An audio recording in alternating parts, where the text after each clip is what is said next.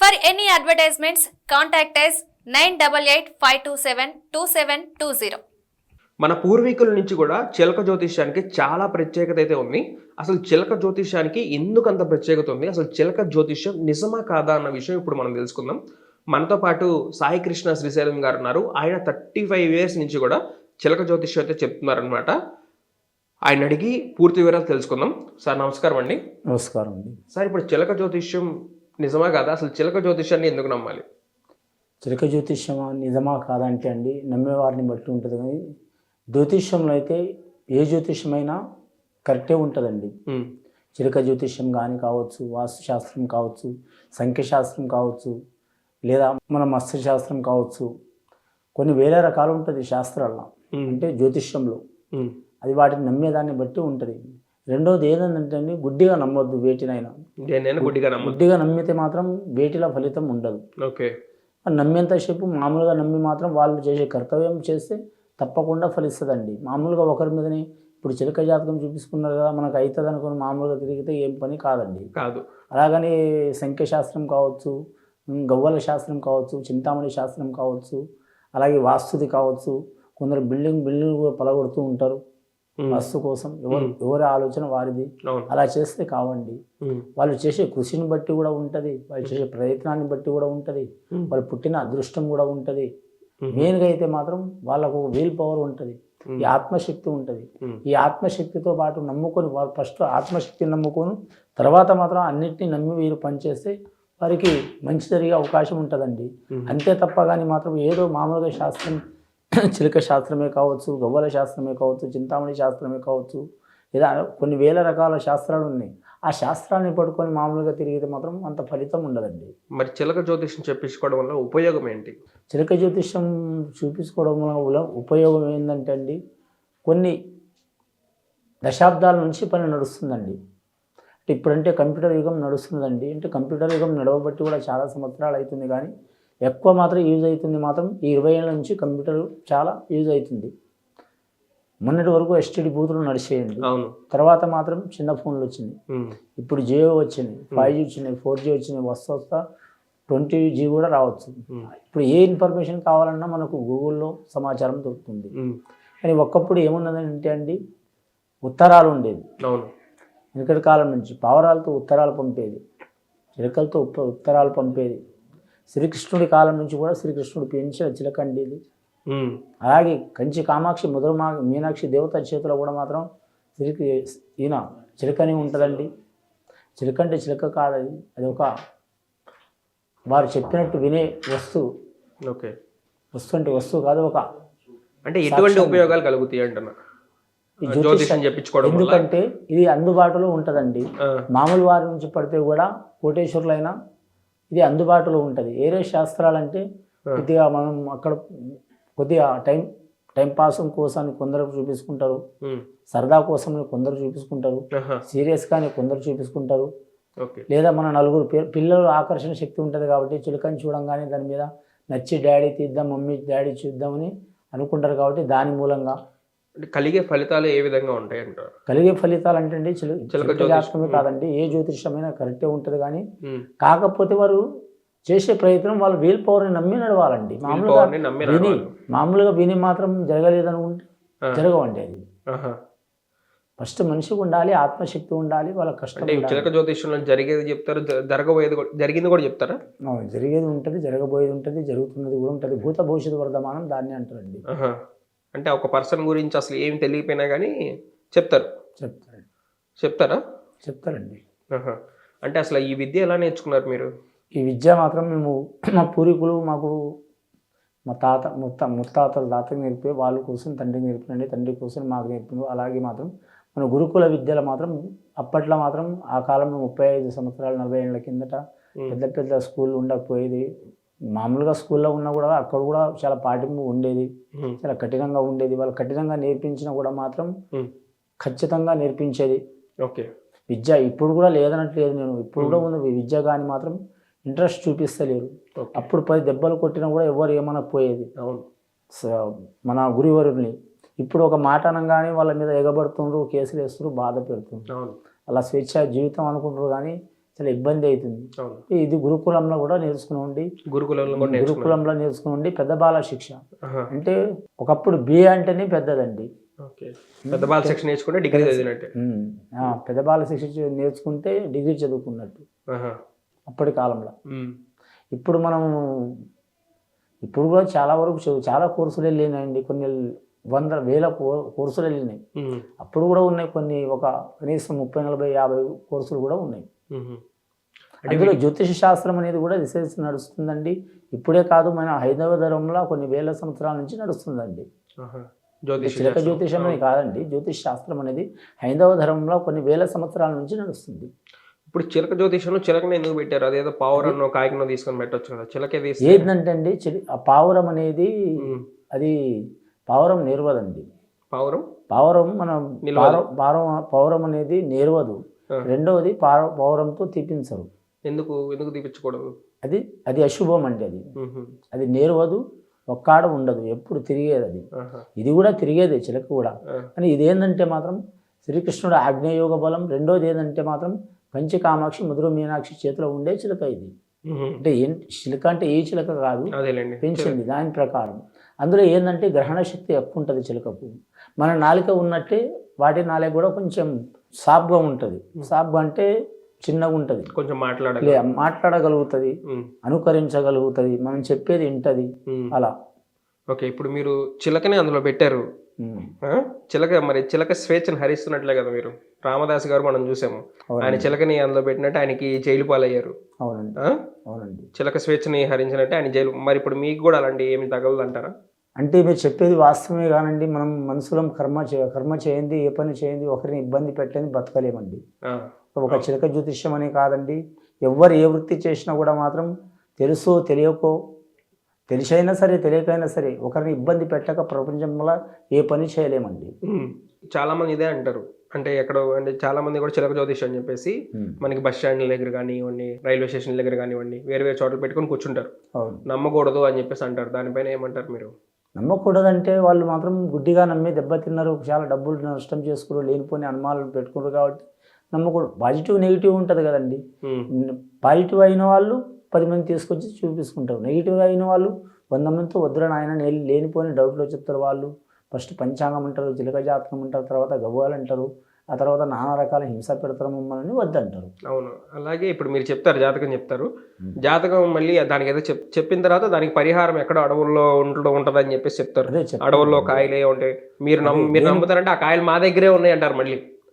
మళ్ళీ అంటారు ఉందంటే నేనంటలేదండి, మీరు అంటలేదండి, వేరే వాళ్ళు నేను చెప్పించుకున్న వాళ్ళు మా దగ్గర ఉన్నాయి అని చెప్పేసి చెప్తారు. అందువలన వద్దండి. ఎవరైనా ఒకసారి దెబ్బతిన్న వారే కదా వద్దండి, అది వారి అభిప్రాయం. అది ఇక్కడ మోసం చేసే వాళ్ళ తప్పు ఉండదండి, మోసపోయే వాళ్ళది కూడా అంతే తప్పు ఉంటుంది.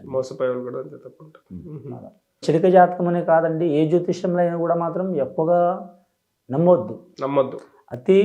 అతిగా అది ఎవరు దేన్ని నమ్మినా కూడా తప్పకుండా హ్యాండ్ ఇచ్చినట్టే అవుతుందండి. వాళ్ళకు ఏదో రకంగా మోసపోయే అవకాశం ఉంటుంది. అంటే ఈ జ్యోతిష్యం అంటే మీకు ఇలా జరగడానికి పాసిబిలిటీ ఉంది, సో దీన్ని కొంచెం జాగ్రత్తగా ఉండండి అని చెప్పి. జ్యోతిష్యం అంటే ఏంటంటే మీకు ఇలా జరగబోతుంది, ఇలా ఉంది, ఈ టైం ఇలా, ఈ పీరియడ్ ఇలా ఉంది, నెగిటివ్ ఇలా ఉంది, పాజిటివ్ ఇలా ఉంది అని విని దాన్ని మీరు తగిన జాగ్రత్తలు, చెడు ఉంటే తగిన జాగ్రత్తలు తీసుకోవాలి, మంచిగా ఉంటే ఆ భగవంతుడు దయ అనుకోవాలి, మీ కర్తవ్యం మీరు చేయాలి. మీరు చదువుకునేవారైతే చదువు మీద ఇంట్రెస్ట్ చూపించాలి. అలాగే మాత్రం గృహస్థులైతే మాత్రం కుటుంబం గురించి ఆలోచించాలి. వివాహం కాని వారైతే మాత్రం విద్యాస్థానంలో నడవాలి. ఉద్యోగం చేస్తున్న వారు ఎవరి పని వారు చేసుకుంటూ వాటిని లైట్గా నమ్మటం, లేదా చాలా ఇష్టం ఉంటే స్ట్రాంగ్గా నమ్మటం, అది ఎవరి ఇష్టాన్ని బట్టి వాళ్ళు ఉంటుందండి. నమ్మేవారు ఉంటారు, నమ్మని వారు ఉంటారు. ఇప్పుడు జ్యోతిష్యం అనే కాదండి, ఒక్క జ్యోతిష విషయమే అంటున్నా. కొన్ని వేల సంవత్సరాల కిందట బ్రిటిషులు కూడా మాత్రం జ్యోతిషాన్ని నమ్మినరు.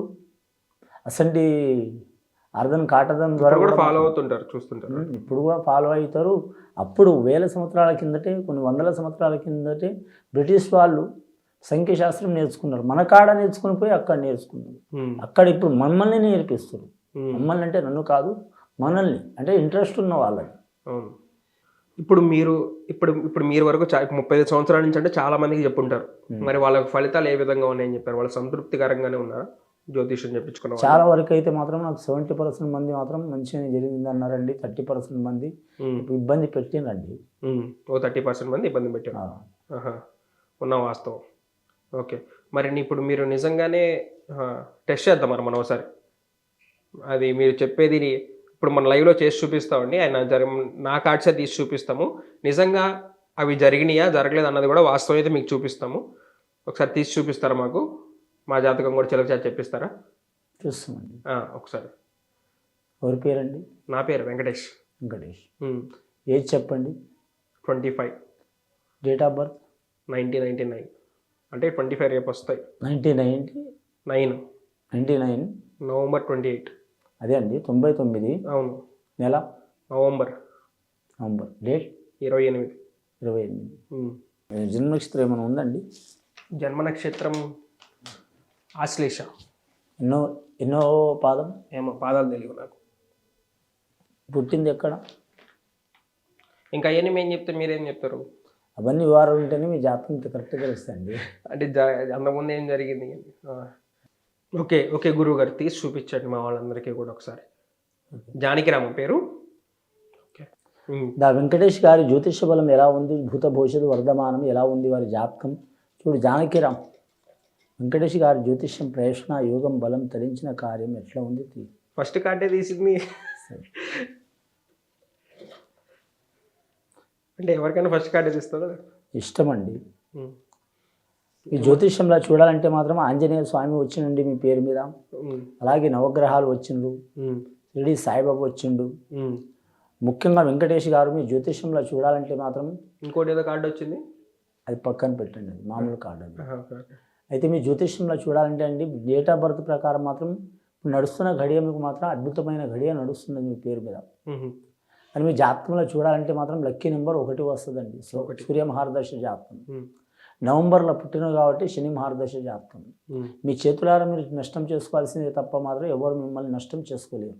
ఎవరు నష్టం చేయలేరు. అంటే మీ చేతులారా మీరు చేసుకోవాలి. నష్టం అంటే మీరు చేసుకోరు, నిర్ణయాలు మీరు తీసుకునే నిర్ణయాన్ని బట్టి మీ జీవితం ఉంటుంది. మీ జాతకంలో పుట్టింది ఆశ్లేష నక్షత్రం కాబట్టి ముఖ్యంగా ఆశ్లేష నక్షత్ర యోగ బలం ప్రకారం చూడాలంటే కర్కటక రాశి ఉంటుంది. ఆలోచన శక్తి చాలా ఉంటుందండి. భూమి నుంచి పడితే ఆకాశం దాకా ఆలోచన ఉంటుంది. ఒక పని అనుకున్నారంటే అది జరిగేదాకా వదిలిపెట్టరు. ఈ చంద్రమహారదశ జాతకంలో చంద్రమహారదశ వస్తుందండి ఈ రాశి వారికి, కర్కటక రాశి వారికి. చంద్రమహారదశ జాతకం అంటే మాత్రం మనకు దగ్గర ఈ భూమికి దగ్గర. చంద్రమహారదశ ఎప్పుడు ఆల్రెడీ మొదలైంది మీకు. శుక్రమహారదశ ఏదో అంటారు కదా, చెప్తా వినండి. ఇది అయిన తర్వాత అవి చెప్తాను. ఇంకో చంద్రమహారదశ జాతకం పుట్క నుంచి మొదలైంది, సత్యదాకా పోతుంది. మధ్యన కొన్ని గ్రహాలు వస్తాయి పోతాయి కానీ ఇది దీనికి ఫస్ట్తో మీకు అనుబంధం ఉంది.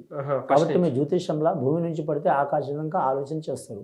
మీకు దైవభక్తి ఎలా ఉంటుందో ఎంత ఉంటుందో దానికి రెట్టింపు మాత్రం సైన్స్ ఆలోచన ఎక్కువ ఉంటుంది.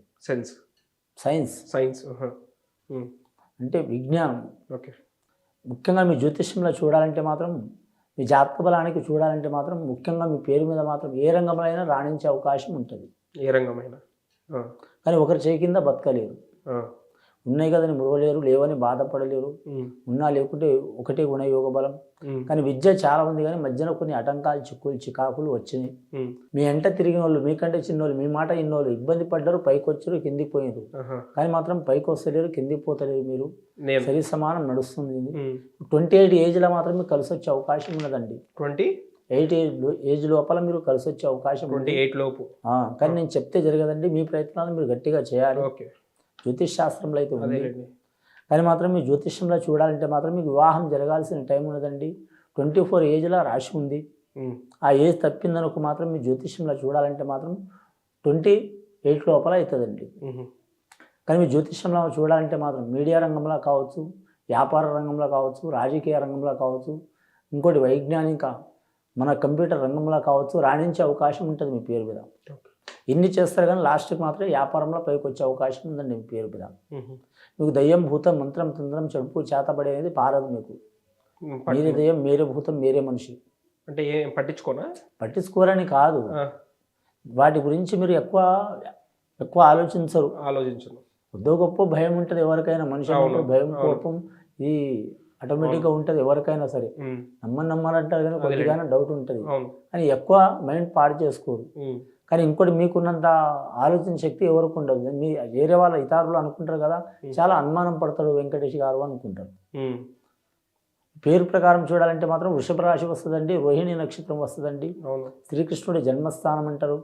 ఈ వృషభ రాశి రోహిణి నక్షత్రం ప్రకారం చూడాలంటే మాత్రం ఇప్పుడు నడుస్తున్న దశ మాత్రం చాలా మంచిగా ఉంది మీ పేరు మీద. ముఖ్యంగా మాత్రం ఎక్కడ పోయినా కళారంగంలో కలిసి వచ్చే అవకాశం ఉంటుంది మీ జాతక బలానికి. కానీ మాత్రం స్త్రీ నుంచి బాగుపడే అవకాశం ఉంది మీకు. స్త్రీ నుంచి చేసుకున్న భార్య కావచ్చు, అక్క కావచ్చు, చెల్లె కావచ్చు, అదేనండి ఎవరైనా ప్రాబ్లమ్స్ వస్తాయా? ప్రాబ్లమ్స్ కాదండి, ఫలితం వస్తుంది. మీరు చేసుకున్న భార్య కావచ్చు, కన్నా తల్లి కావచ్చు, అక్క కావచ్చు, చెల్లి సోదరులు కావచ్చు, వదిన కావచ్చు, ప్రేమికురాలు కావచ్చు, ప్రియురాలు కావచ్చు, లేదా స్నేహితులు కావచ్చు. ఆడవాళ్ళ దాంట్లో కూడా స్నేహితులు ఉంటారు, మన సన్నిహితులు ఉంటారు, మంచి సలహా ఇచ్చే వాళ్ళు ఉంటారు, మన కొలీగ్స్ ఉంటారు, మనకు పరిచయం ఉన్న వాళ్ళైనా ఉంటారు. వాళ్ళు మీకు సాయం చేసే అవకాశం ఉంటుంది. వాళ్ళు ఇచ్చిన సలహా కూడా మీకు ఫలితం అవుతుంది. వాళ్ళు ₹1,00,00,000 ఇవ్వకపోయినా పర్వాలేదు, కానీ ₹10 ఆలోచన ఇచ్చినా కూడా మీకు కలిసి వస్తుంది. ఓకే. జ్యోతిష్యంలో చూడాలంటే మాత్రం గండకాల యోగం, జల విషయంలో జాగ్రత్తగా ఉండాలి. మీరు జల విషయంలో, ఎర్త్ విషయంలో జాగ్రత్తగా ఉండాలి, కరెంటు విషయంలో.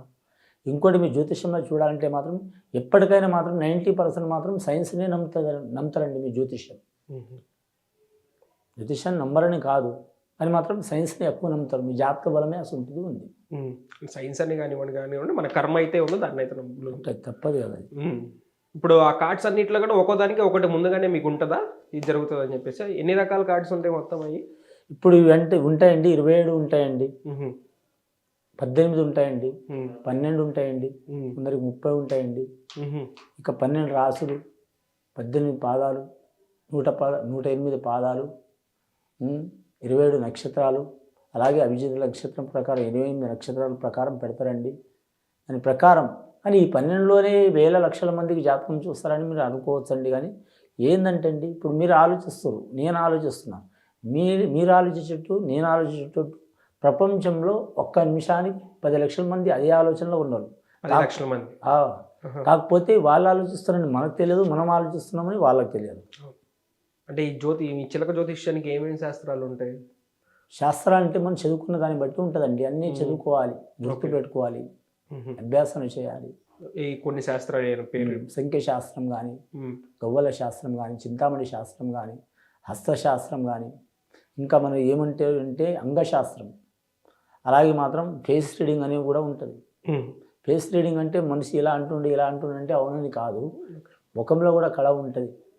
రెండవది మాత్రం అంటే ముఖ్యంగా ఫేస్ రీడింగ్ ద్వారానే చెప్తారా? ఫేస్ రీడింగ్ చెప్పేటోళ్ళు కూడా ఉంటారు, అదొక శాస్త్రం అంటున్నా సార్ నేను. ముఖంలో ఒక కళ ఉంటుంది. కొందరు వెనకటి కాలంలో కూడా ఉండేది, మెల్లకన్ను ఉంటే అదృష్టం ఉండేది, అమ్మాయినా అబ్బాయినా అట్లా. దానికి ఫేస్ రీడింగ్ వాళ్ళు ఎక్కిరించినట్టు కాదు. కోలముఖం ఉంటుంది, ముక్కు పొడవు ఉంటుంది. ముక్కు పొడవు ఉంటుందంటే చాలా అదృష్టవంతుడు అనేది మాట అలా. రెండోది స్త్రీలది కలువ కళ్ళు ఉంటాయి, అంటే పెద్ద కళ్ళు, అదృష్టవంతులు. దానికి ఫేస్ రీడింగ్ అని అలా నామాలు పెట్టిండ్రు, అంటే పేరు పెట్టిండ్రు. వాస్తు ప్రకారం వాస్తుశాస్త్రం అనేది ఇప్పుడు మాత్రం చాలా ప్రచారమైంది. ఎప్పటి నుంచో కొన్ని వేల సంవత్సరాల నుంచి ఉన్నది. రాజులు కట్టిన కాలం నుంచి ఉంది, కాకతీయుల కాలం నుంచి ఉంది, చోళుల కాలం నుంచి ఉంది. మన మహారాష్ట్రలో మన ఛత్రపతి శివాజీ కాలం నుంచి ఉంది. తమిళనాడులో కట్టయ్య బ్రహ్మణ నుంచి ఉంది.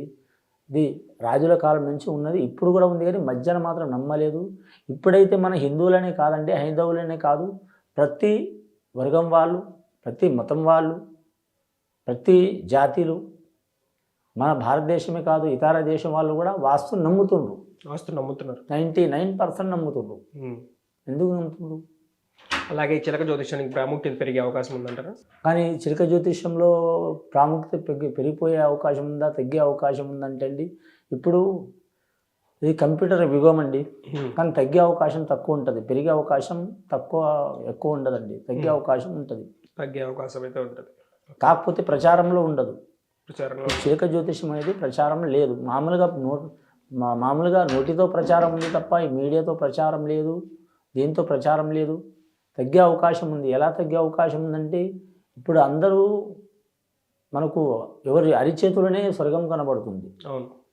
మన సెల్ ఫోన్లో ఎక్కడ ఏం జరుగుతుంది, ఏం చేస్తే ఎలా చేయాలి, ఈ ప్రాబ్లం వస్తే ఏం చేయాలని చూస్తుండ్రు.